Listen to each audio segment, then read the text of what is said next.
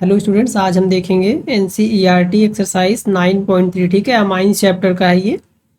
तो देखो हमारे पास फर्स्ट क्वेश्चन है, pKb of aniline is more than that of methylamine. Aniline का जो पीकेबी वैल्यू होता है वो लार्जर होता है मेथिलामाइन से, ऐसा क्यों है? ठीक है, तो देखो एनिलीन में बेंजीन रिंग पे NH2 ग्रुप होता है और मेथिलामाइन में होता है CH3NH2। ठीक है, एनिलीन की पीकेबी वैल्यू होती है 9.38 और मेथिलामाइन की होती है 3.38। तो पीकेबी वैल्यू लार्जर क्यों है? ऐसा इसलिए है क्योंकि जो एनिलीन होता है वो वीक बेस होता है। ठीक है, aniline is a weaker base than methylamine. ठीक है, तो जितनी ज़्यादा वैल्यू होती है पीकेबी की उतना ही वीक बेस होता है। Larger the value of pKb weaker will be the base. ठीक है, weaker will be the base. जितनी लार्ज वैल्यू होगी पीकेबी की उतना ही वीक बेस होगा। ठीक है, तो यहाँ पे pKb value of aniline is greater है क्योंकि वो वीक बेस है इन कंपैरिजन टू मेथिलामाइन। ठीक, सेकेंड क्वेश्चन है हमारे पास, ethylamine is soluble in water whereas aniline is not. ठीक है, देखो एथिलामाइन C2H5 और NH2 ये एथिलामाइन है, सॉल्युबल होता है वाटर में, और एनिलीन सॉल्युबल नहीं होता है। ठीक है, ऐसा इसलिए है क्योंकि जो एथिलामाइन है ये एक एलिफैटिक अमाइन है। ठीक है, एलिफैटिक अमाइन, तो aliphatic amine up to 4 carbon atoms ये सॉल्युबल होते हैं वाटर में। ठीक है, ड्यू टू हाइड्रोजन बॉन्डिंग की वजह से एलिफैटिक अमाइंस, जो स्मॉल एलिफैटिक अमाइंस है वो सॉल्युबल होते हैं वाटर में, और एनिलीन ये इनसॉल्युबल है due to hydrophobic phenyl group. ठीक है, due to hydrophobic phenyl group. तो एनिलीन में ये CH जो बेंजीन रिंग है ये इनसॉल्युबल होता है वाटर में, इसलिए एनिलीन वाटर में इनसॉल्युबल है। और मेथिल ग्रुप यहाँ पे जो है मेथिलामाइन में ये वाटर सॉल्युबल होता है। ठीक है, ड्यू टू हाइड्रोजन बॉन्डिंग। समझ में आया? तो देखो थर्ड क्वेश्चन है हमारे पास, methylamine in water reacts with ferric chloride to precipitate hydrated ferric oxide. ठीक है, देखो यहाँ पे जो मेथिलामाइन होता है CH3NH2 ये रिएक्ट करता है वाटर से H2O, और यहाँ पे हमें मिलता है CH3NH2 NH3 प्लस। ठीक है, और साथ में मिलता है OH माइनस। ठीक है, और देखो जो फेरिक क्लोराइड है ये वाटर में डिसोसिएट होके हमें देता है Fe3 प्लस और Cl माइनस। ठीक है, अब देखो ये फेरिक आयन जो है इसका रिएक्शन होगा Fe3 plus plus OH minus. ठीक है, तो यहाँ से हमें मिलता है Fe2O3.3H2O हाइड्रेटेड फेरिक ऑक्साइड मिलेगा यहाँ पे। ठीक है, और ये होता है ब्राउन पीपीटी यहाँ पे हमें मिलता है। ठीक है, तो यही मैं बता रहा था कि methylamine in water reacts with ferric chloride, तो ये रिएक्शन है। ठीक है, उसके बाद देखो फोर्थ क्वेश्चन हमारे पास है, although amino group is ortho para directing in aromatic electrophilic substitution reaction, aniline और nitration gives substantial amount of meta nitro aniline. तो देखो यहाँ पे होता ये है कि जब हम एनिलीन की रिएक्शन करते हैं HNO3 और H2SO4, ठीक है, अगर हम नाइट्रेशन करते हैं तो HNO3 और H2SO4, तो देखो सबसे पहले होती है रिएक्शन H2SO4 के साथ।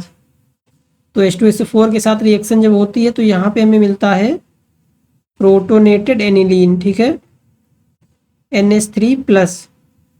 अब देखो ये जो NH2 ग्रुप था ये तो ऑर्थो पैरा डायरेक्टिंग होता है। ठीक है, लेकिन जो NH3+ है ये पावरफुल मेटा डायरेक्टिंग है, ठीक है, पावरफुल मेटा डायरेक्टिंग ग्रुप है ये।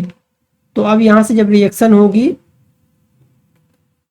जो है नाइट्रेशन की, तो यहाँ पे हमें जो प्रोडक्ट मिलता है, जो यहाँ पे हमें प्रोडक्ट मिलेगा वो मेटा पोजीशन पे होगा, ठीक है, क्योंकि जो NH3+ ग्रुप है वो पावरफुल मेटा डायरेक्टिंग ग्रुप है, ठीक है, इसलिए यहाँ पे हमें मेटा प्रोडक्ट मिलता है, ऑर्थो पैरा प्रोडक्ट नहीं मिलता है, ठीक है। देखो नेक्स्ट क्वेश्चन है हमारे पास, aniline does not undergo Friedel Crafts reaction, ठीक है। तो देखो ऐसा इसलिए होता है क्योंकि जब हम एनिलीन की रिएक्शन अगर हम करते हैं AlCl3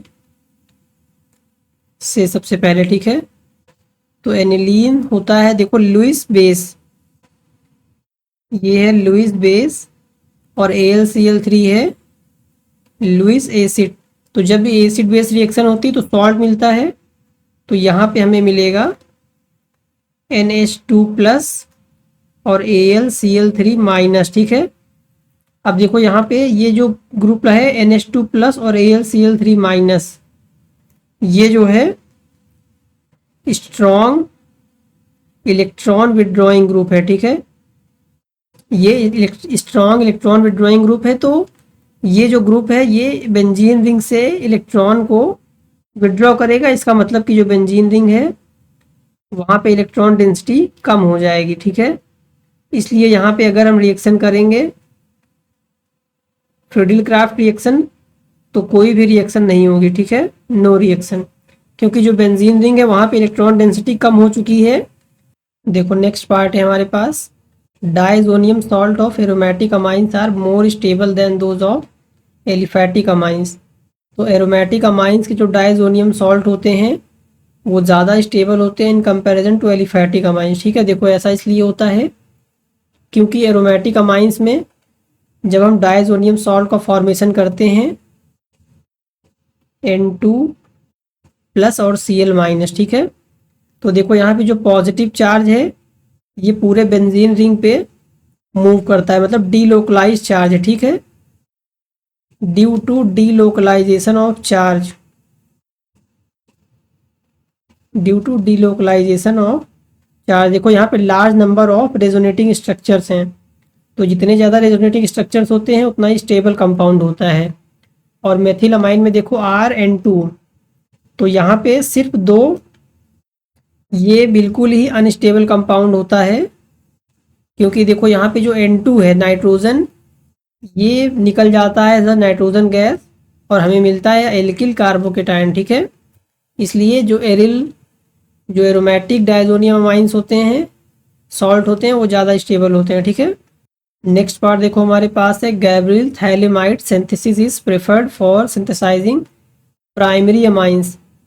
तो जो गैब्रियल थैलेमाइड सिंथेसिस है ये प्राइमरी अमाइंस के लिए क्यों प्रेफर किया जाता है, ठीक है। तो देखो यहाँ पे ऐसा इसलिए होता है कि जब हम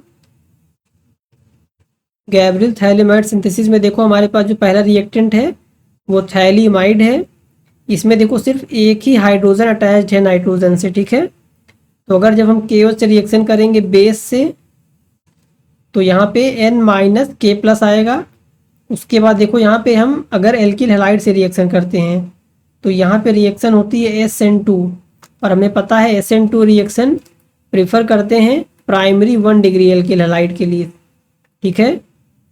1 डिग्री एल्किल हैलाइड में ईजिली SN2 रिएक्शन होती है, ठीक है, क्योंकि ये 1 स्टेप रिएक्शन है। तो यहाँ से ये ऐसे अटैक करेगा और X ये हैलोजन लीविंग ग्रुप है ये बाहर चला जाएगा। तो देखो ये एल्किल ग्रुप यहाँ पे अटैच हो गया, ठीक। तो यहाँ पे मिला हमें N एल्किल थैलियमाइड। उसके बाद देखो नेक्स्ट पार्ट में यहाँ पे एक्वस NaOH रिएक्शन होगी तो हमें मिलेगा 1 डिग्री अमाइन, ठीक है। तो क्योंकि ये SN2 रिएक्शन होती है इसलिए यहाँ पे सिर्फ प्राइमरी अमाइन ही हम फॉर्म कर सकते हैं, ठीक है।